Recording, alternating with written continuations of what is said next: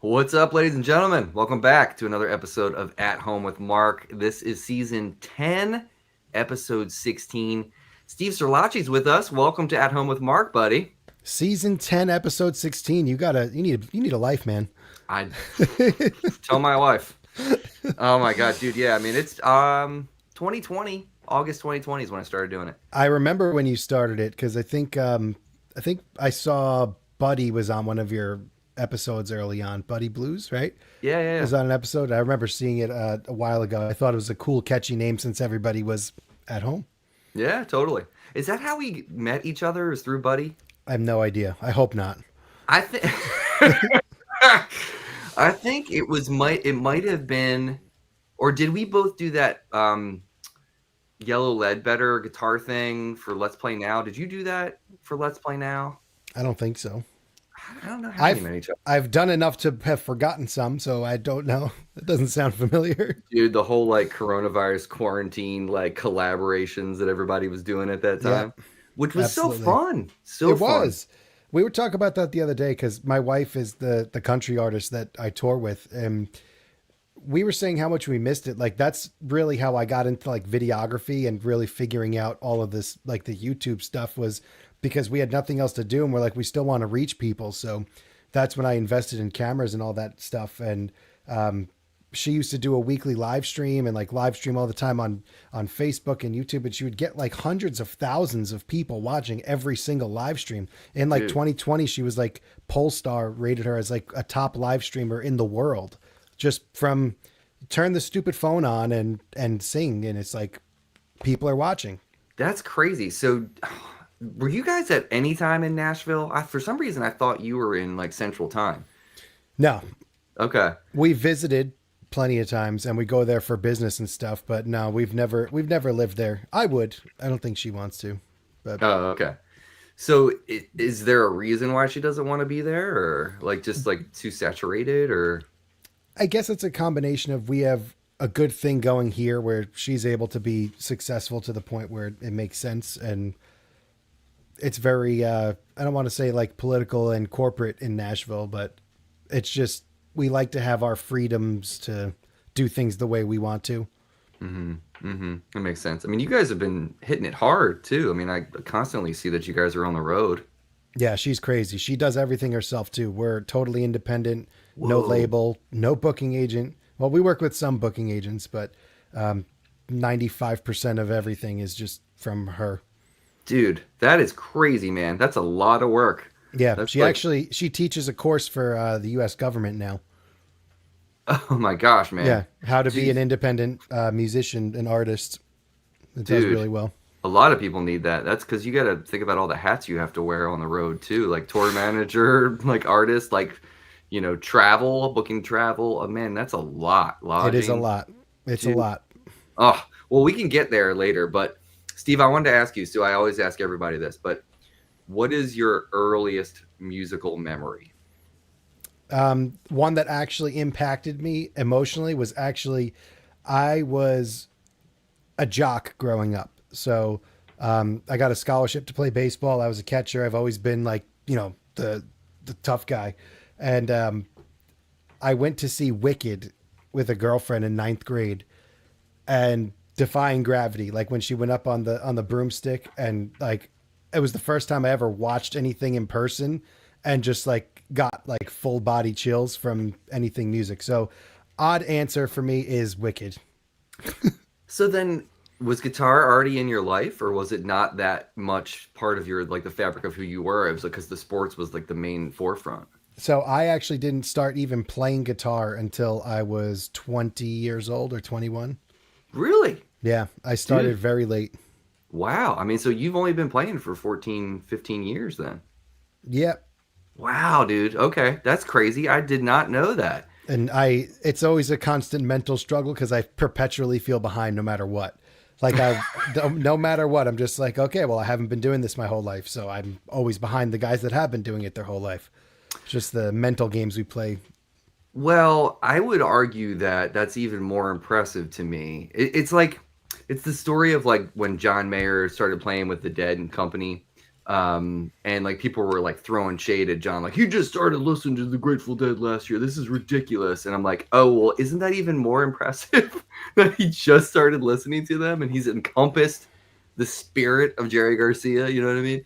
I wouldn't So call it that impressive in my story, but yes, that is impressive for him. But yeah, it's interesting not being a lifer because it's just like a totally different perspective than most people. From my perspective, it's usually a negative, but sometimes it works out nicely that I don't have all of that, and my camera just went off. oh, that's okay. Oh, Well, I let kicked me my cable. let me ask you while you're fixing your camera. I just kicked out a cable. It's coming back. Okay. There we go. Sweet.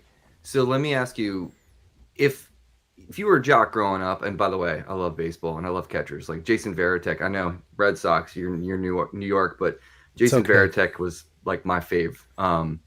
Tech will always. I have a Tech jersey up in my closet and it hangs with pride in there. But did you listen to a lot of music growing up? Like, were you around it enough that you like wanted to buy CDs and listen in the Yeah, car? yeah. Me and my friends were always classic rock fans. You know, Guns N' Roses were early on. Ozzy. Um, yeah, listening to that stuff was still always around, especially because it's kind of like sport anthem rock. So, like pregame music or batting practice music, or so it was always there, but it was never a focus, if that makes sense. Right. Okay.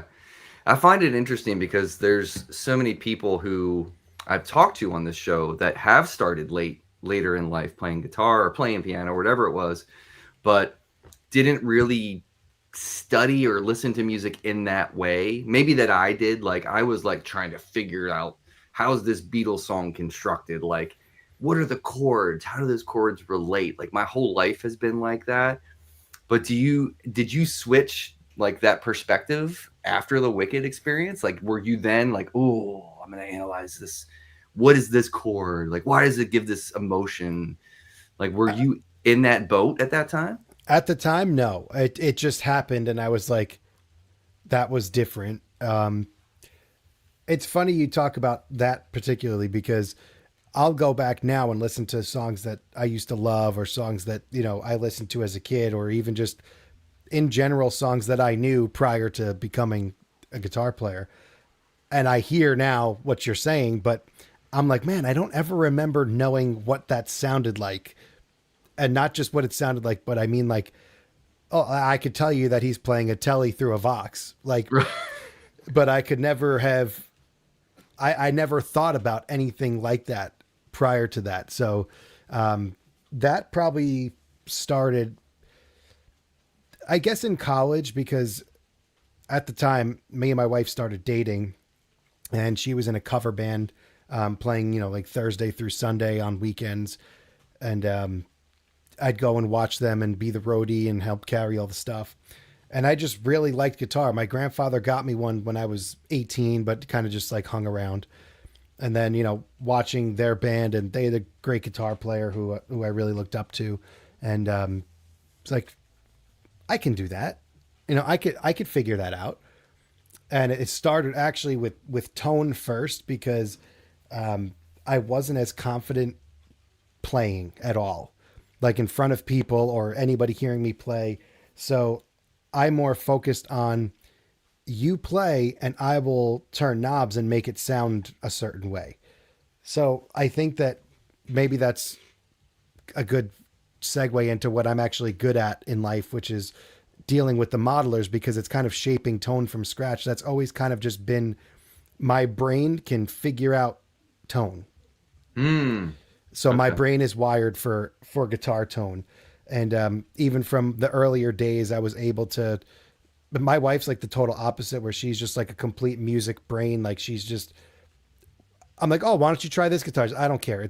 I like this one. It's the same one I've been playing for 20 years. This old beat up thing, and I'm like, play better gear. And she's like, I like what I like. Right.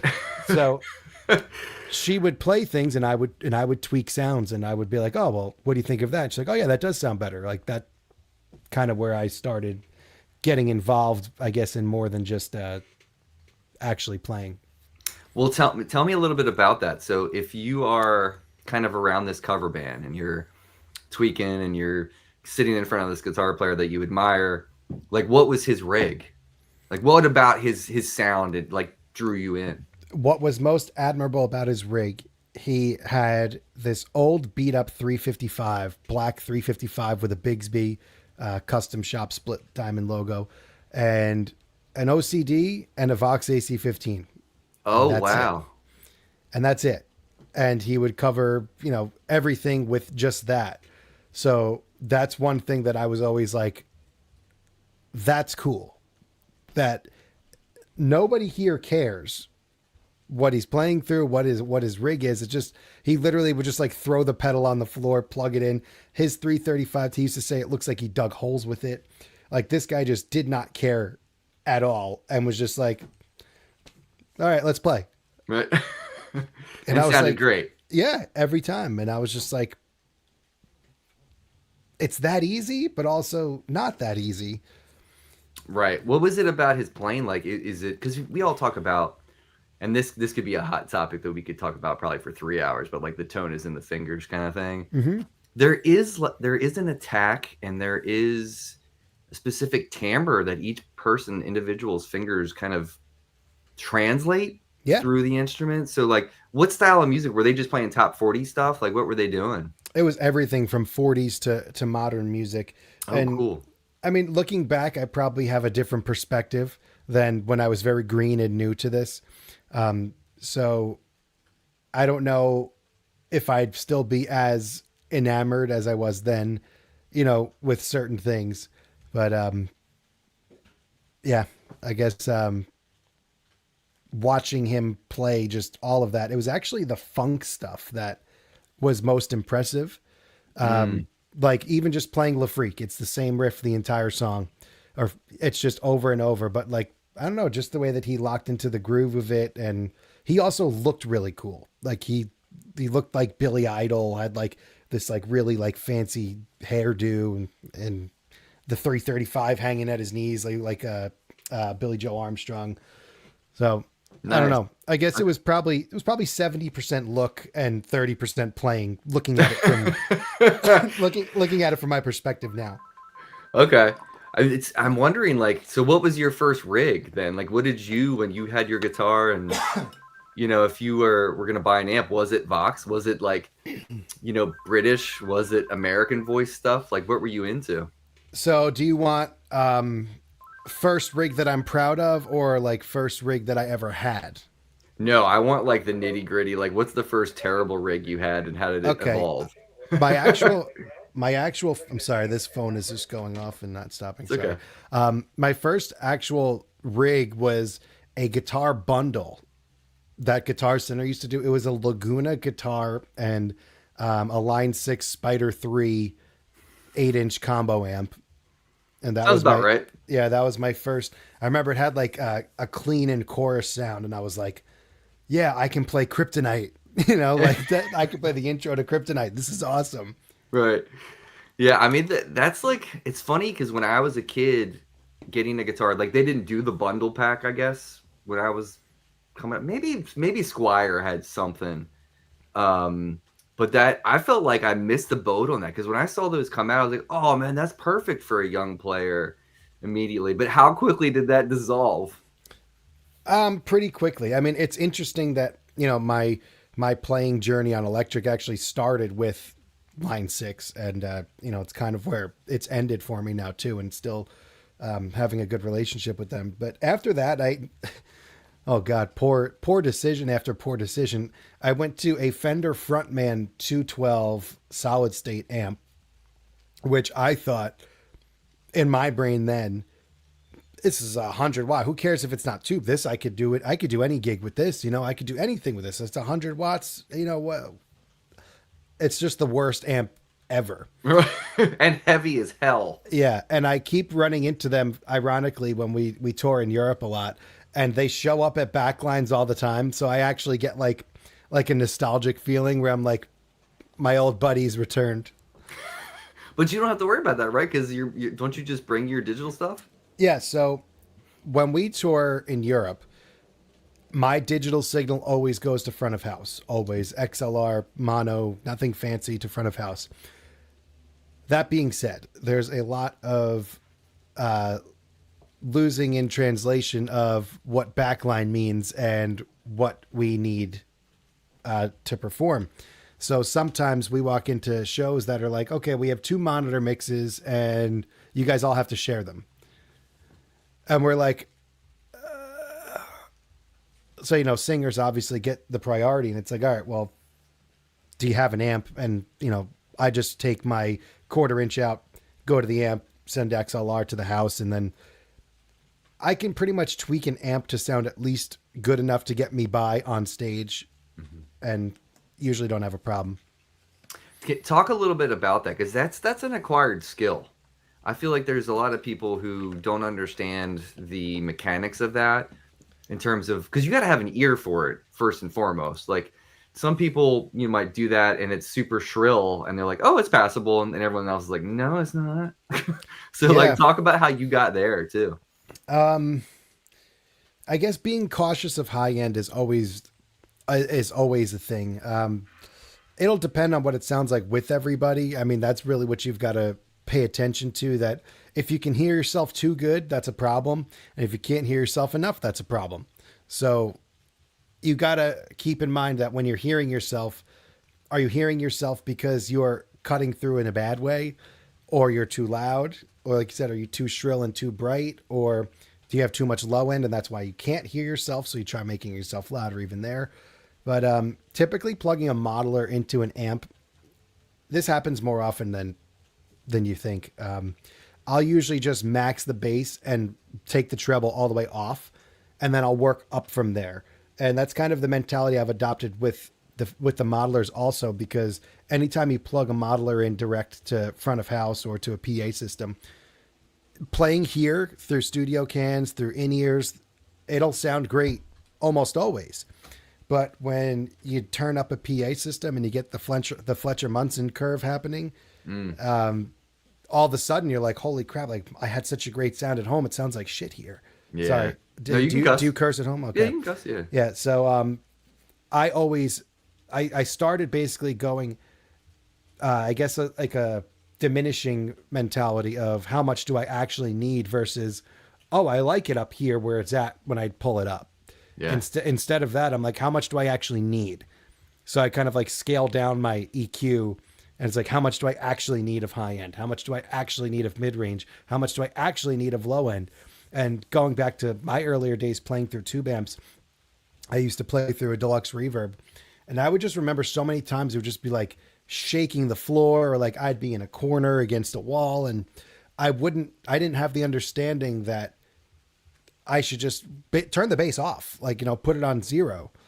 If that type of thing is happening and I can't get the rumble out, like there's no harm or shame in maxing out your EQs in either direction. Like I'm not going to break the amp, you know? So basically I'll go, how little do I actually need versus how much I need. Okay. That's an interesting perspective too. And like, you know what? I learned this lesson one time from somebody who told me, if you're the front man and you're the guitar player in the band, and say you've got, three other band members with you, and you're the songwriter, you're orchestrating and arranging everything. You make the rules. Yeah. But they were like, but what, not in a, kind of dictatorship type vibe, but more like, if you can't hear me, you're too loud kind of thing, because then we have no dynamics. Mm-hmm. So like understanding the vibe of like, okay, I'm gonna tune to the room, like what you're saying, like drop the bass all the way down, or crank the bass all the way up, drop the treble all the way down, and then tune to the room, because everything can sound great in your in-ears, or everything can also, like, I mean, the ones that I have, dude, I've bought several different inner monitor like sets, and every time I do it, I'm like, oh god, my guitar's so bright, but it's not bright in the room. Like it sounds great in the room. Mm-hmm. So it's such a battle, but I can only imagine for you when you're in another country overseas, and you got to deal with a backline amp that you're not super fond of. Like there's a lot of experience there, Steve, for you to be able to like I know how to deal with this. It's more probably trial by fire, I guess, than anything, because it's not like I've ever walked into that and been like, yeah, you know. Yeah. Well, It's maybe more now like, you will be. Maybe you're like, well, sweet challenge. yeah, You know. the first few times were definitely interesting experiences of panic, but I also just understanding that you're a side man and that you're a side musician and that you're not the front person, the singer, the one leading everything. That my job is to play the guitar parts and to supplement, the star out front. So I guess it was more of a lesson in ego that it's not about me, Right. you know, and Yeah. that's just what I've adapted and what I've adopted my mind to think is that it's not about you. Like there are shows where I can't hear anything or everything just is terrible. And I'm just like, okay, but can I still play my parts? And I guess this is probably the athlete coming out in me Hmm. where it's like, how often have you ever played how often have you ever played a sporting event at 100%? Right. And my answer to that is I don't think I ever recall ever in my life feeling 100%. And I'm like, well, why don't I do that for music too, as far as, the hearing situation. So I also now just get to the point where I can play our show blind or deaf, if you will, Right. you know? Hmm. And it's like now anything that happens, I could still do my job. Yeah. Do you miss playing ball? So I still coach. Oh, nice. I've been the varsity coach at the high school that my wife went to for 12 years now. Oh, that's dope, dude. Yeah, so And I, I still get to go. I still get to play, and I thankfully still have some tools, so I get to show it off a little bit. that's so fun. My daughter started playing softball last year, and I mean, I played lacrosse, but I've been a huge baseball fan my whole life. But the whole community of baseball and of softball, and like hearing all the chants that the girls sing while they're at bat and stuff for their teammates, Yep. there's just such an amazing community. That sport, a lot of people like. I feel like people crap on baseball because they think it's too slow, and I'm like, you don't think football is slow? Like, Listen, I dude, can go on for a very long time about this one. oh my But god. Well, let me go back to digital modeling and everything. So I want you to talk to me about this, and maybe you can diagnose me in a way, Dr. Steve.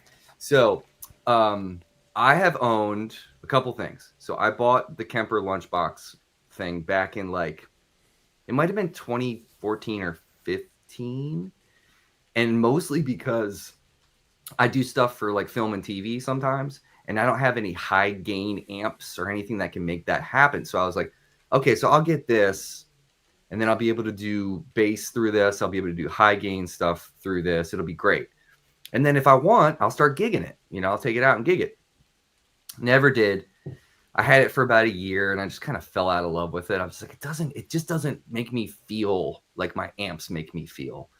So I got rid of it. And then I was like, okay, I'm going to try the Iridium just for something small, simple, see how that goes. Hated that immediately. Immediately hated that. And it just like sent it back to Sweetwater like immediately. And then I have played several of the UA pedals. So the Ruby, the Dream 65, the Lion, which I thought was awesome. That Lion pedal I loved that. That like nailed that Hendrix kind of plexi thing. But then, the Quad Cortex comes out and I'm like, oh, dang. That seems like that is right up my alley. But then a bunch of my friends are like, dude, don't sleep on the Stomp, man. If you want something small and simple. So I'm trying to like feel it out in terms of, is there a way I can get one of these things to make my life more simple for certain gigs, for load-in purposes or whatever? Because I'm the one taking the PA, my amp. I play keyboards too. I'm bringing that. It's just a lot of stuff, and yep. we're all on in-ear. So I'm like, this is what? Why do I need to have a loud ass amp in this room? Like everybody could be listening to me through here, and it will sound amazing. So I'm really trying to kind of, for the kind of use I'm gonna get out of it, I'm really trying to figure out where I would land. And I will say, very early on, I used like version 2 of Amplitude, and I was super impressed with that, to the point where I was like, oh dang, this is making me want to buy an orange because Yeah. of how cool it sounds. So I don't know. I mean, you can tell me what you think. I mean, I really want your genuine like thoughts on, because I know you're a Line 6 guy and you have a great relationship, like you were saying with them. But for somebody like me, I really don't know what's worth it. So this is something again I can keep going on. I'm not exclusive to any of the brands, so I'm fortunate enough to have relationships with some of them. I don't have relationships with all of them. So at the end of the day, though, my choice is like my choice. So right now for this summer, I'm actually trying the Quad Cortex over my HX rig. So since 2017 is when I first took the Helix out, the full Helix floor, loved it. Never had a problem. That introduced me to snapshots, which is life changing for guitar players that are playing a lot of songs. And then once YouTube started, if you call it taking off, I was getting some interest in my videos. People were saying, hey, what do you think of, the Fractal? What do you think of this? All right, I'll buy a Fractal. I tried the Fractal. Hey, what do you think of this? Oh, okay. Then Fender comes out with the Toemaster Pro. Okay, I'll buy that. And then it's like, oh, Quad Cortex. Okay, I'll buy that too. So I wound up buying all the other ones because I wanted to start making video content for them. So the conclusion that I've come to with all of these, they will all sound as good or as bad as you could make them sound. Mm-hmm. And the difference is workflow for everything. So sometimes your brain is wired for a workflow of a device, and that's okay. It doesn't have to be Quad Cortex, it doesn't have to be Helix, it doesn't have to be Fractal. Just you try it and you're like, okay, this makes sense for my brain. And then you go with that. And you stop asking questions and you go play. Right. And that's my advice on that. But I will say that an HX product will always be on my real pedal board. Like when I'm doing recording sessions and stuff here, I'll either have an HX Stomp XL, or an HX Effects on any board. I think it's the most future-proof ecosystem out of anything I've ever used, because just the sheer amount of effects and the proximity you can get to what you're looking for, it's just a no-brainer to have one of, or it can be your whole rig, it could be a backup. Like if I have HX Stomp on my pedal board, I have a 3-button, the regular HX Stomp, with the 2 foot switches that someone sells, a guy named Pedalnetics sells. You sticky tape it, 2-sided tape it, and you get 5 foot switches. So in a box this big, I have access to 5 pedals of anything that I'll ever need in the world. So one of those will always be on my pedal board. So if you want future proof, that's where I would say go for an HX Stomp, because I think that's the effects will never go out of style. Mm-hmm. Okay. Yeah, and also I'm a dummy, so I get I get like option paralysis. That's what I'm scared of with this stuff. That's going to happen. It's going to happen. Yeah. And the funny thing is, like, again, like I said before, that's kind of like the theme now of the episode, is that go the opposite way. How much do you actually need? Right. Mm-hmm. Like if you're just thinking in your head, okay, I need a clean sound. Okay, try a Fender amp.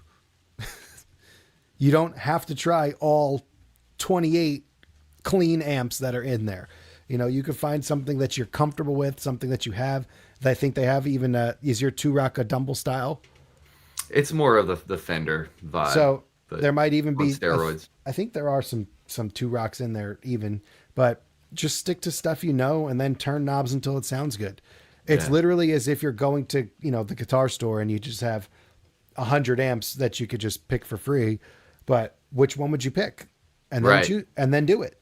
Yeah. Because there's certain moments where I want, my pedal board is a decent size. Like for years I've had a small Pro Junior, pedal train Junior, that maybe I have like a 7 pedals on. It's like not a lot comparatively speaking to all other people, but I have a bigger board now because I just have There's certain songs where I need a Leslie sound, or there's certain songs where I need this kind of a delay. But that's the nice thing I think about when I look at something like the Quad Cortex.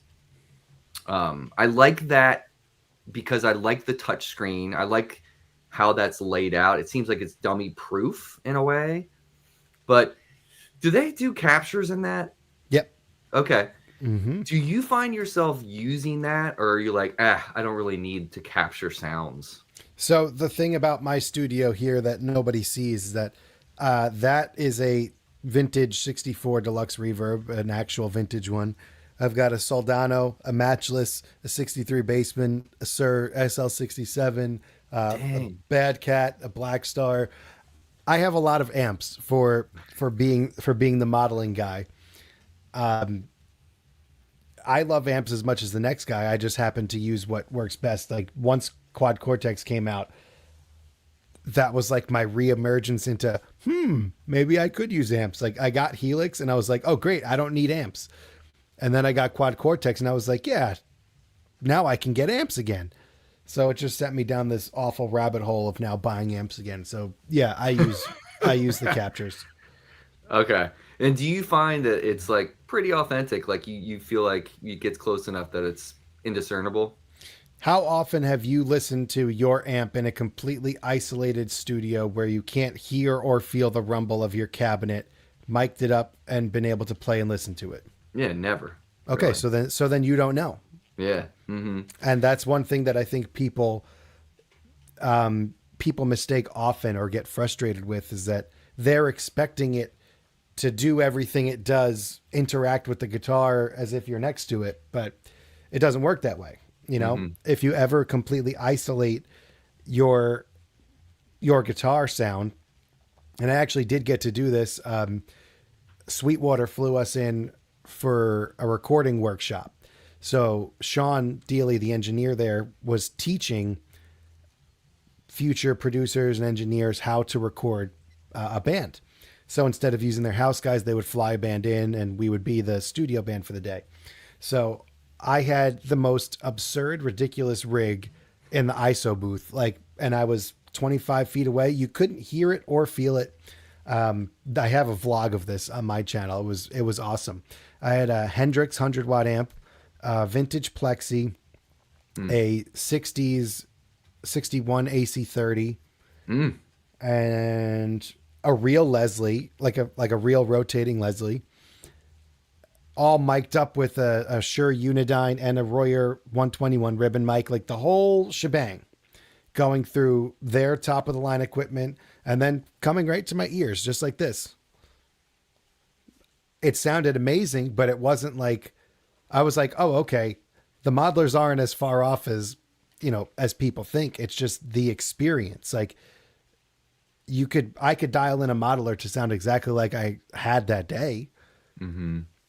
but Yeah. I've never heard an amplifier completely isolated and just with only mics on it where only I can, it's like literally there's nothing else. And people get upset with the modelers because they don't feel right or they don't sound right. It's like that's a big part of the comparison that's left out. Right. What I found, especially with like the Iridium, is I found like there was a lot of high artifacts happening in the high end, and I was like, why is that doing that? Like, and I know some people who have that and they love it, and they'll like if they have a fly date, they'll take that as like a backup thing. Mm-hmm. And I've heard other people make them sound good, and I was able to get a sound out of it. Um, but like sometimes that room reverb isn't enough.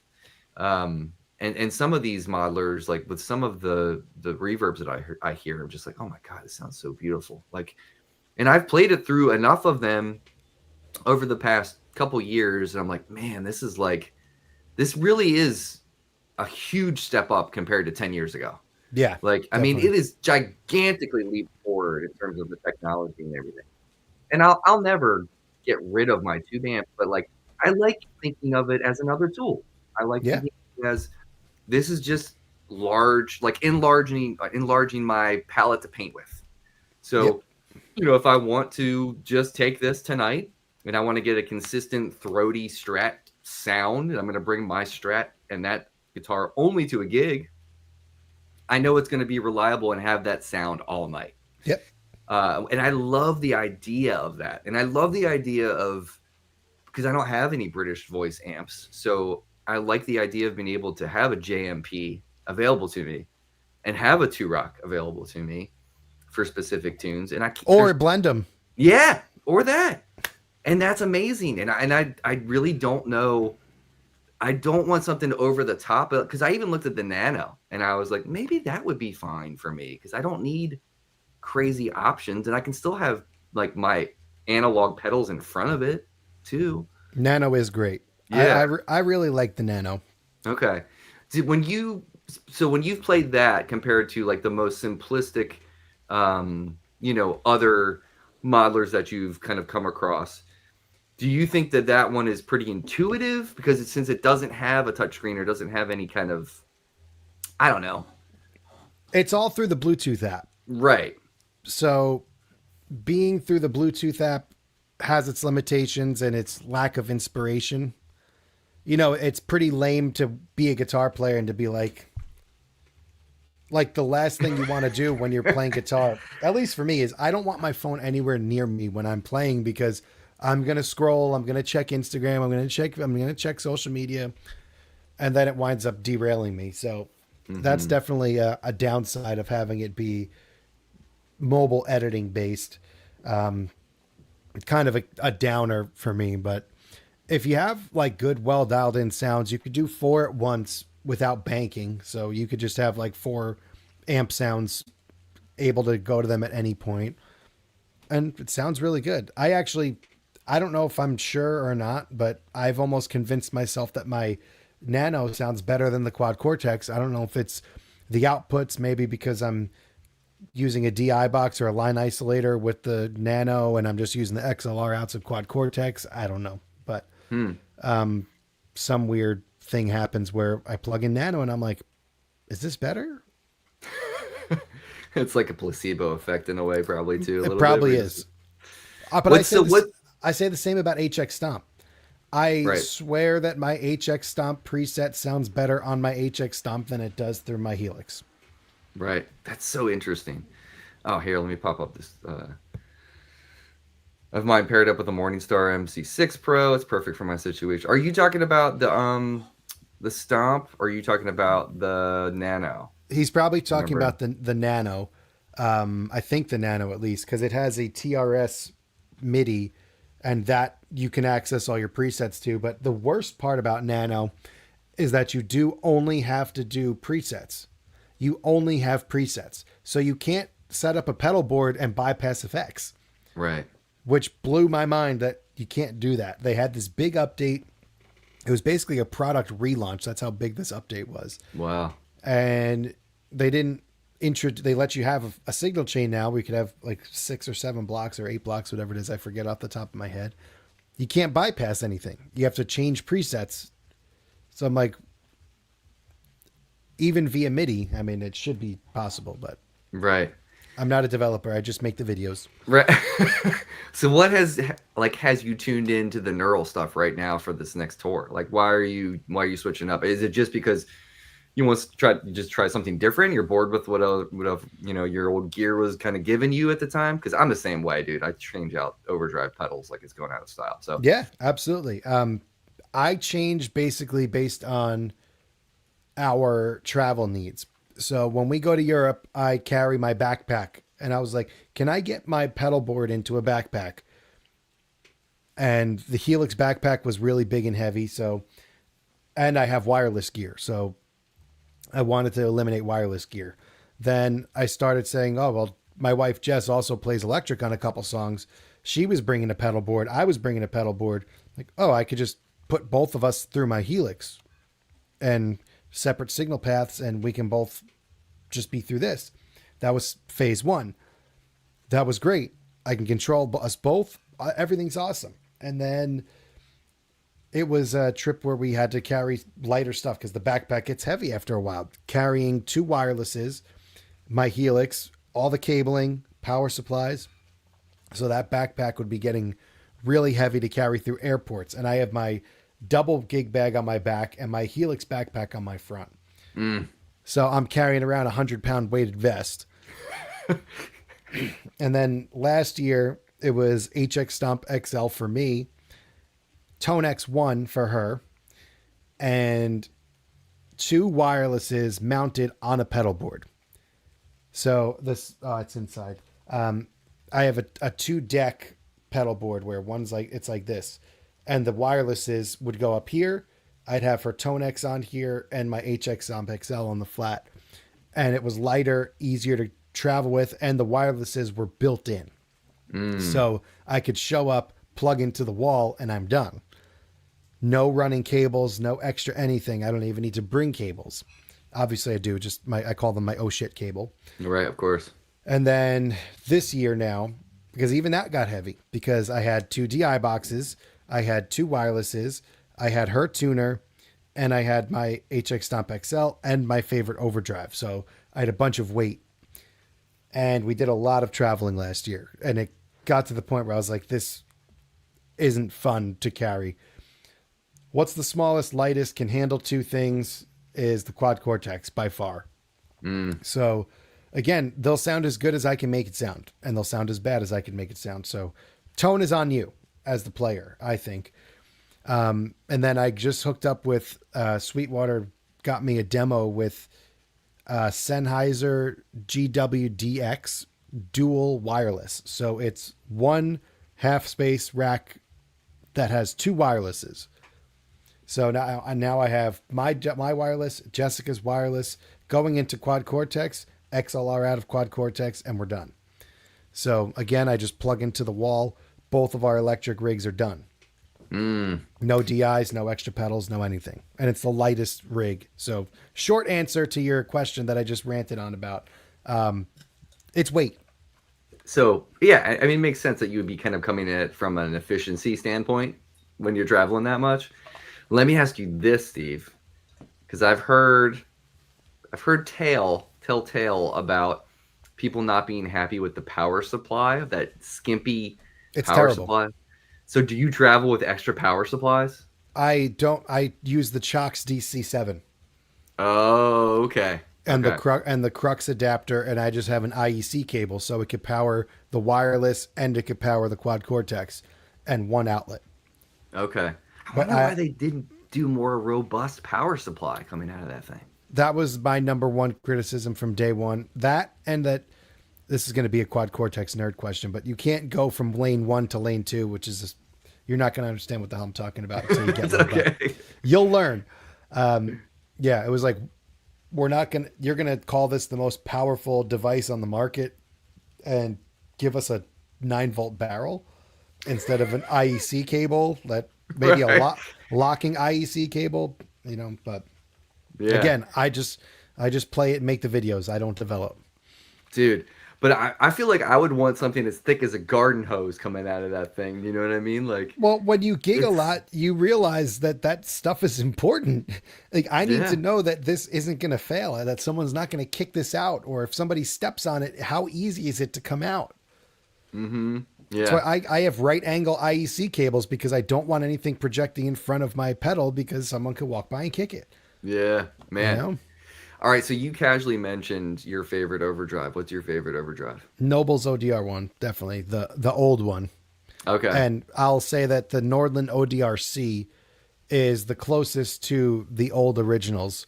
I was a big Guthrie Trapp and Tim Pierce fanboy, and they would always talk about it. So I luckily got mine before the crazy price increase. Yeah. So I've got one of those, and that's probably my favorite sound. And then the Northern ODRC is the guy who actually designed the original. And now, like 25 years after, he came out with his own brand of kind of I guess it's a better version of it. Mm-hmm. And it's as close as any of the other ones that I've tried get. What do you like about that? Do you like how it compresses under your fingers? Is like, because I've played them and I get that. I get that vibe. It depends. I mean, being a telly player, and like I like PAFs, low output, so I guess you'll call them thinner. So the Nobles just doesn't sound like a clipping pedal. Mm. That's what at least Tom Bukovac words it that way too. That like it's not a pedal sound. Like a lot of pedals you turn on and you're like, oh, it's a distortion pedal. That's an overdrive pedal. This just sounds the most amp like. And it's probably the shitty components it was made with. And it's like, it's seriously, it's like Yeah. people can't recreate this pedal. The current production Nobles don't sound anything like it. And mostly anything that you try doesn't sound like the old ones. And it's maybe it's placebo effect too, but that Mm-hmm. stupid old plastic shitty design just sounds really good. And Dude, now, my now they're $1,000. it's People pay. crazy, They're the man. new Yeah, Klon. I know. My buddy has that was it like the 30th anniversary Nobles ODR Mm-hmm. one kind. That The one white. sounds pretty good. Yeah. I played through that. I was like, oh, that sounds pretty good. I'll tell you what, man. This thing is pretty freaking awesome. Yeah. I was shocked how good this sounded. Like when it came, I was like, okay, I have no expectations really. And I'm not chasing double tone, but I was like, oh, I'd like to have one of those. And when I plugged it in the overdrive channel, and I was like, oh, when I plugged it in with my 335, and it like loves humbuckers. There's something about it, but that feels so. It's like just the right amount of sag. You know what I mean? And does that go into the front end of an amp or do you put an IR after that? No, no, no. This is just an overdrive pedal. So it's just, the top section is overdrive, and then this is kind of like a clean. So you have to switch this switch down to get to the clean channel, which a lot of people are modding it now and putting like a separate channel here, separate Of switch course. here. I don't really foresee myself using the clean channel a lot unless I was like in the studio and I wanted like this like super gravity type sound, because it does that really well. It has that nice glassy thing. Mm-hmm. But like it's weird because these days more and more and more, because I've played a lot of boutique pedals and I'm sure you have too, and I'm just like, I don't feel like I need to spend $500 to have a great sound, like overdrive sound. Yeah, it's true. And I There's like, so many. yeah, and I like the disruption that Josh Scott is creating, in the sense that like you don't have to do that. You can if you want. Go ahead. Go. All those other companies are great. And I have a few that I think can't be touched. But I owned a Klon, original Klon that I bought in 2002, and I sold that in 2015 for $1,500, and I bought it for $299 in Yep. 2002. So, and I bought a guitar. But that's the thing, is like you don't have to spend all that money. And now with all these like this, crazy advancement in technology in our industry, this is like the platinum age of gear for us as guitarists, I think. Yeah, It, there's nothing we can't get easy. It's all right. there. Yeah. And it all sounds friggin' great too. Like a lot of it is just fantastic. And you could find applicable, purposes for it in a plethora of different situations, regardless of what style or genre of music you play. I feel like that's the thing that's so great about the modeling. And this is my fork in the road, Steve, is like right now I've been saving a little bit of money and I'm like, I really want to get a Les Paul. I just want a Les Paul. Mm, But then the other thing is like I would love to get a modeling amp, or a modeler, so I can like have, you know, another toy to play with a bunch of different tones. But yeah, I just don't know what I'm gonna do right now. And there's so many affordable options now, like the Nano and like Stomp. Like I don't have yeah. to spend over $2,000 to get something that sounds The decent. the entry fee now, even like the Tonex one, is like under $200. It's crazy. And Tonex is all amp modeling. It's all amp profiles. So Okay. there's no digital models. This is all real amps, and it's this big. So you can put this on your pedal board or not. Like you could just run your pedal board into this and run the balanced out, and that's it. And now they just introduced effects to this. They're okay. They're not amazing yet, but they just added the ability to put effects on the tone models. They're called in the Tonex ecosystem. Hmm. So if you want to really try it and you could make a capture of your two rock right there, mic up your amp exactly how you want it, capture it, and put it in a pedal for under $200. That's nuts, dude.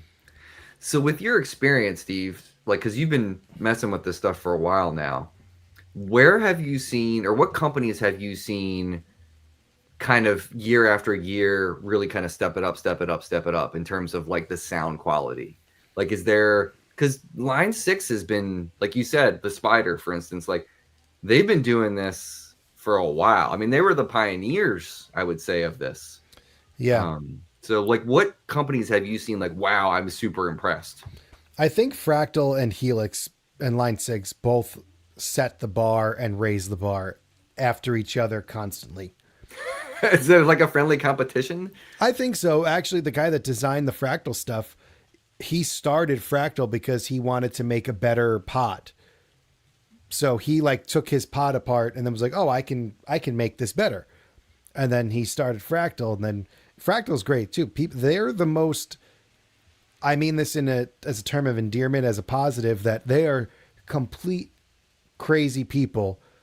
That the amount that they work on this unit, the updates that you get on Fractal, you get probably one every couple of months, where the other modelers are sometimes more than 6 months to a year between updates. The Fractal people, Fractal is all they do.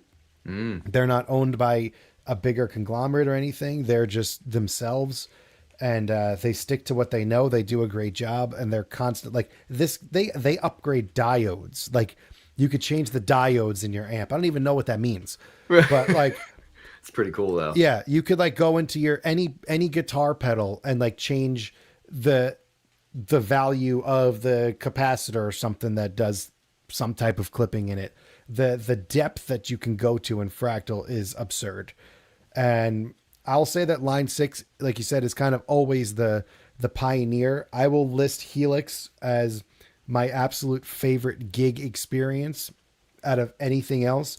The Helix floor, in a perfect world, regardless of sound quality, effects, whatever it is, if I had to look down and see one thing, I would choose Helix floor over anything else, because the ability to adjust on the fly, the way it's laid out, the intuitiveness, the user interface on it is just the best in my opinion. Okay. So maybe that's one that I should seriously entertain then. I If you're going to think. go all in one, it's hard because at this point Helix is old, and if you're investing money into something that you care about the value of, Helix is getting old, so you might be able to find a secondhand Helix floor for a really good price. I see them, there's one for sale near me for like $850 for a Helix floor, but you're also maybe not getting the latest and greatest in technology. But I have no complaints about the current Line 6 versus any other brand. Yeah. I've always been impressed with them. Every time I hear anything coming out of that camp, whether it's the Stomp or it's the, XL or it's, the floor model. And I mean, every time I hear it, I think it sounds amazing. So, They had a few bad years with the Spider. dude, when I was going to music school in Boston and we would go into like one of the rehearsal rooms and people would race to not have to play through that amp. Yep. Because it was just like, because it's like a line of fenders, like, and it would be like, I don't know, a bunch of like DeVilles and then like the Spider. So if there was like 5 people in the class, there was 4 DeVilles and a Spider, and you're just like running through the door to try to not plug into that thing. I always thought they kind of got a bad rap because I felt like that amp had a very, very punchy, clean tone.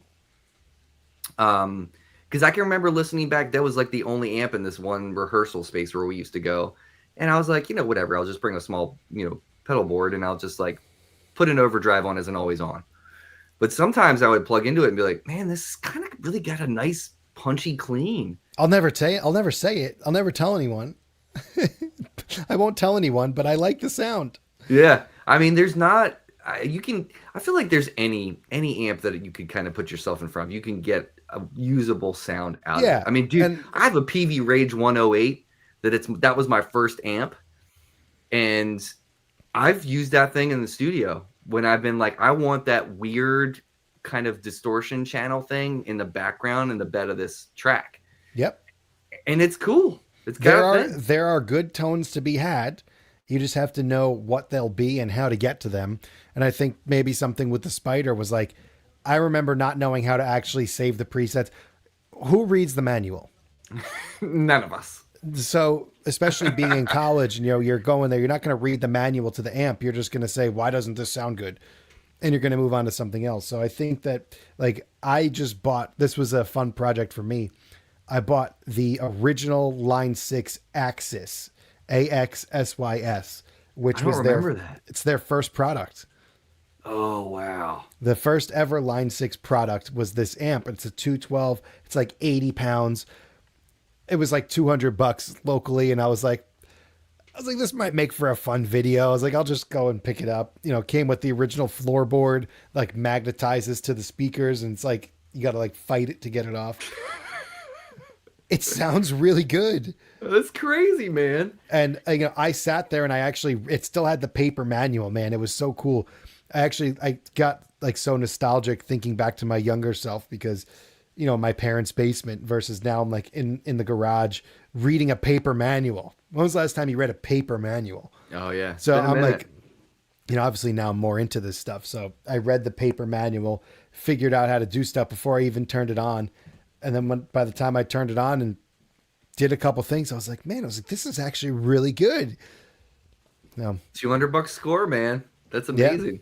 I feel like, I mean, if there's any amp I could look back on that I wish I wouldn't have sold, because I haven't had too many amps in my time. Like I had my first real amp was a PV Classic 50, and that amp kicked ass, dude. I did you mean, have 15-inch speaker or two? I had the 410 410? and the 115.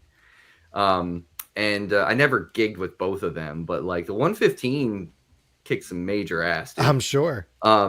But I sold it to get a Buddha amp. I don't know why I did that. I'm kind of kicked myself these days, but I wonder where that amp is these days. But I loved it. I didn't know how to use it properly because I was 19, 18. I didn't understand like how to use the pre-channel to get it to break up the right way. I basically used it as a clean platform. I mean, 50 watts felt like a lot at that time. It was very loud. And we were touring up and down the East Coast. I never had an issue with it. I had it in flight cases in the trailer, and it did amazingly well anywhere we went. But that's the one amp that got away. That You I can feel still like get one.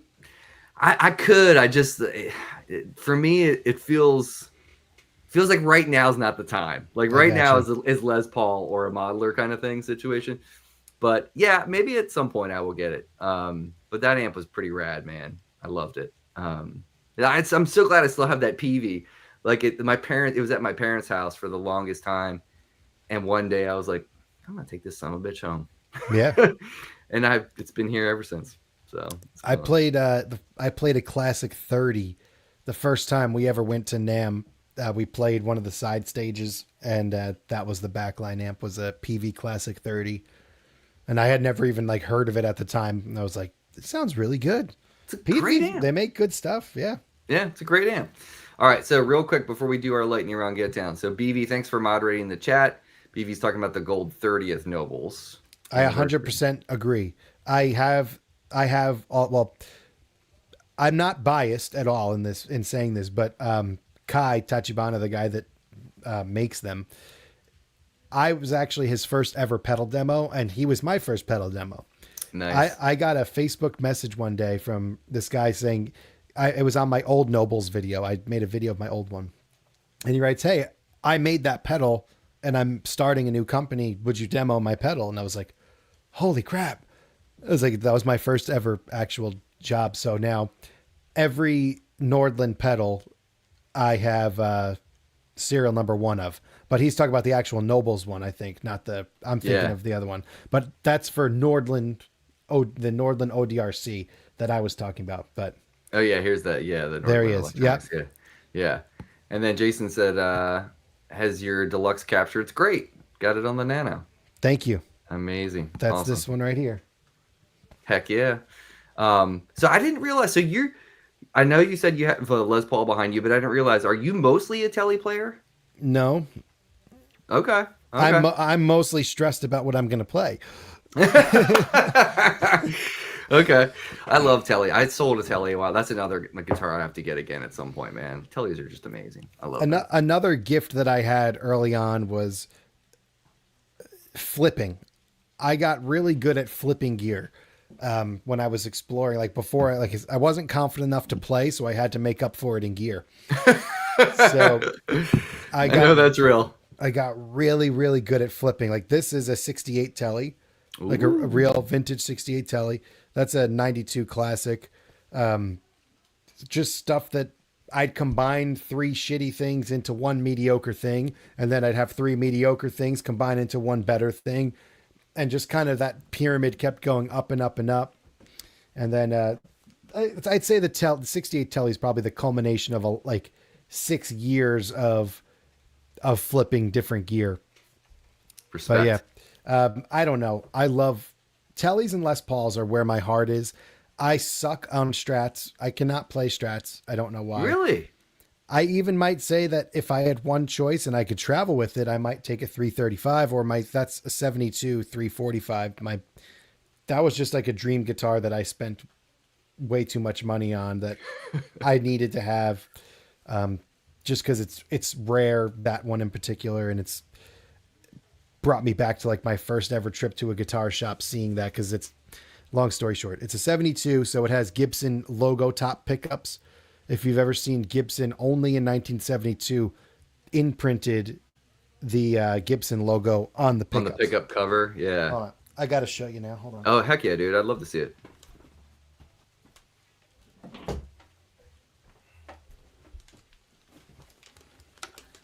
Oh yeah, I've seen you play that. I've seen you. Yeah, Yeah. love it. Yep. Oh, hell yeah, dude. That's a beautiful Hold guitar. on. One sec.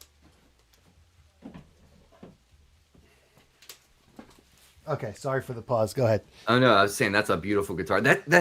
Nothing beats a Cherry 335. Yeah. You So know? there was a bunch of reasons. I mean, obviously, I think anybody, anywhere near our generation will say Marty McFly was an influence. So that 345 with the Cherry, I always loved split logos, parallelogram logos. And then I saw, like, the very first time I was in a guitar shop, I saw a 72 335, and I thought it was the first time I like got chills from an instrument. Mm. And I was 24. I didn't have money at the time. I couldn't afford a vintage guitar then. And I was like, it was like one day. Like that's how I left the store, like one day.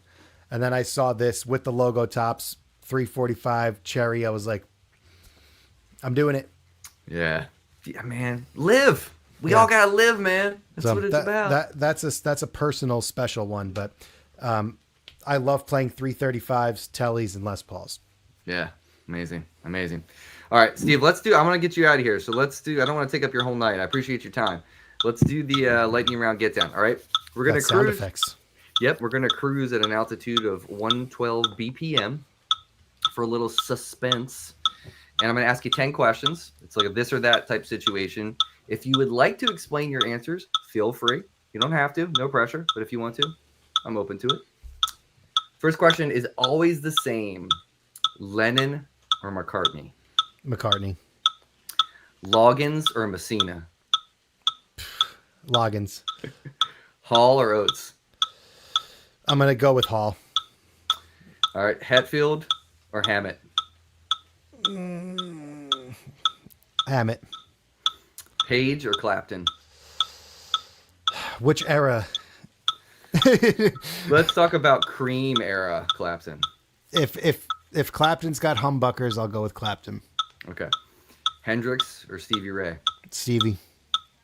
Dylan or Petty? Petty. All right, you're on death row. We're just taking a hard left turn.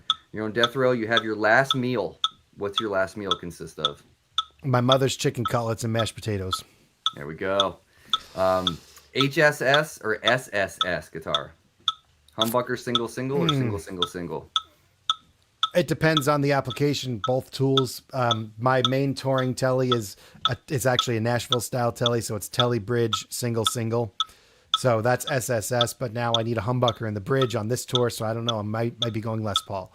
Oh, So, okay. HSS, but like on a Les Paul, because I can't play strats and that doesn't work on a telly. Right. That would be rad to So see a Les Paul like that. the Steve Sterlacci signature guitar that's going to come in 2028. Who knows? Heck yeah. Gilmore or Townsend?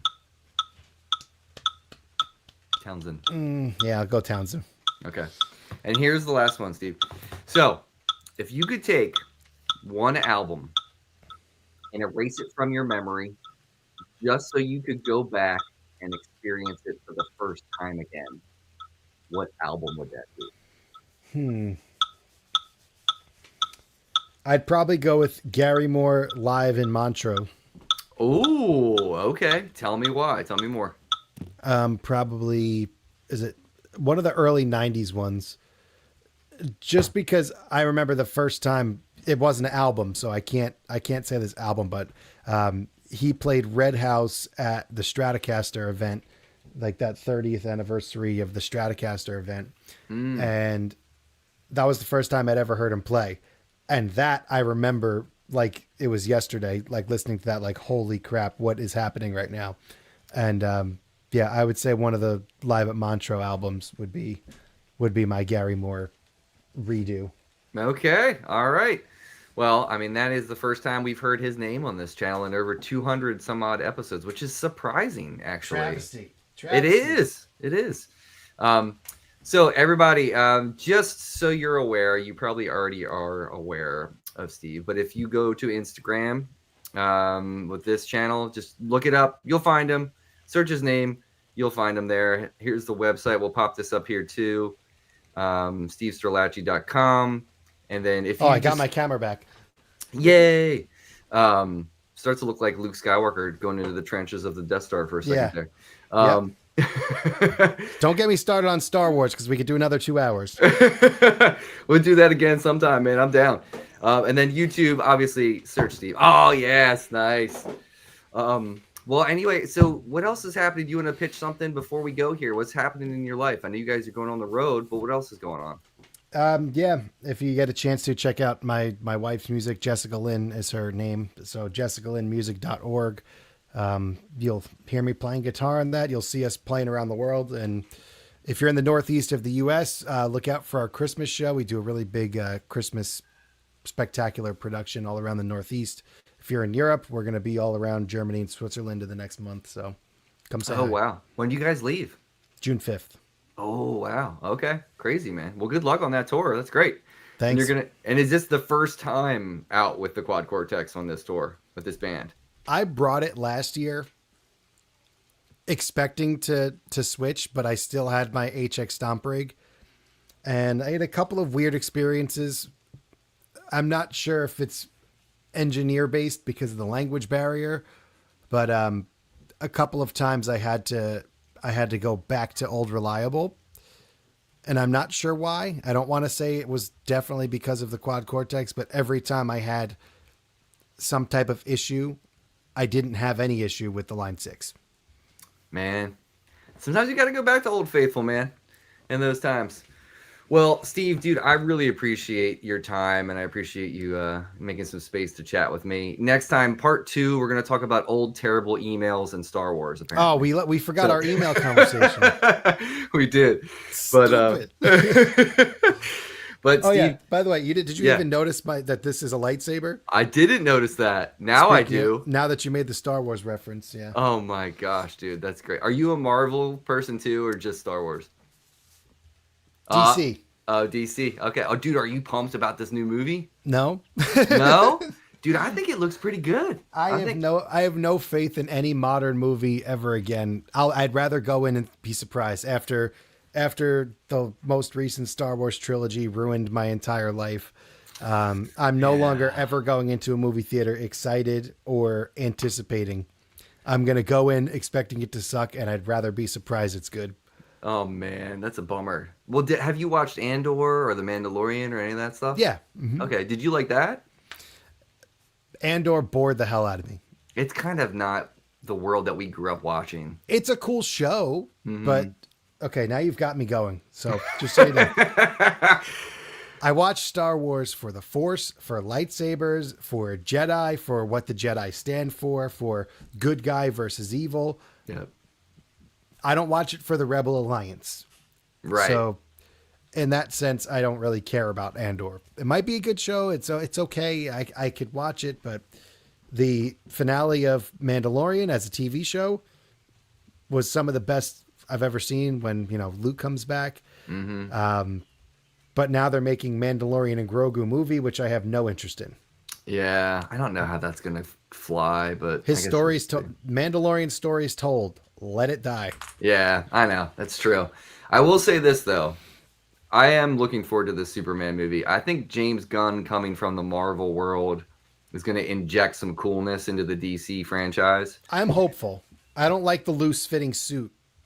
Oh yeah, he doesn't look. Dude, did you watch Superman and Lois? Yeah, I loved it. I fucking love that show, dude. I was waiting to hate it, and I was like, this guy, he's got a 5 o'clock shadow. This isn't going to be good.